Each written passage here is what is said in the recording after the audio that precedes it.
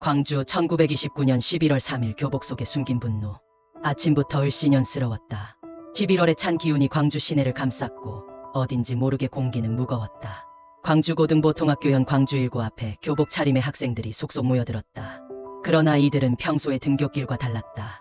손에는 교과서 대신 유인물을 들었고 눈빛에는 단호함이 깃들어 있었다. 그들은 참을 수 없었다. 일본인 남학생이 조선인 여학생을 희롱했고 이를 말리던 조선 학생들이 오히려 구타당했다. 사건은 단순한 충돌이 아니었다. 이것은 일상 속에 깊게 스며든 일제의 민족 차별에 대한 상징이었다. 그리고 학생들은 마침내 입을 열기로 했다. 조선 독립 만세. 1929년 11월 3일 약속된 시간이 되자 학생 수십 명이 광주 시내로 걸어 나섰다. 조선 독립 만세. 우리는 일본 제국주의에 반대한다. 순식간에 시내는 뒤집혔다. 일본 경찰은 황급히 출동했지만 학생들의 시위는 이미 걷잡을 수 없이 퍼지고 있었다.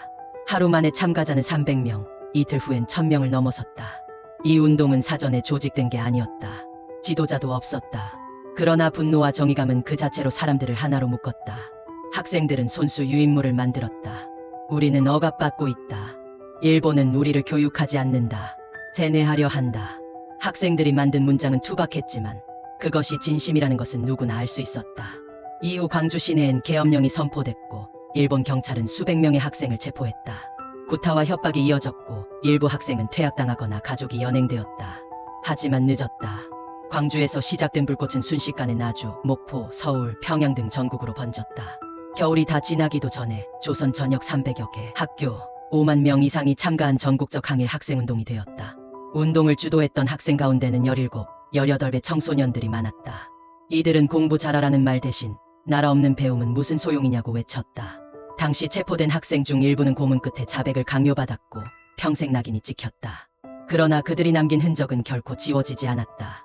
일제는 이 운동을 철저히 덮으려 했고 조선 총독부 관보에도 언급하지 않았다. 하지만 학생들의 외침은 살아남았다. 그날 그들은 분명히 외쳤다. 우리는 조선의 아들이다. 우리는 침묵하지 않겠다. 광주 학생항일운동은 지도자 없이 일어난 민중의 순수한 저항이었다. 그들은 교복을 입은 투사였고 펜 대신 유인물을 들고 거리를 메운 독립운동가였다. 그리고 그날의 외침은 훗날 해방 이후 수많은 사람들의 기억 속에서 다시 살아났다.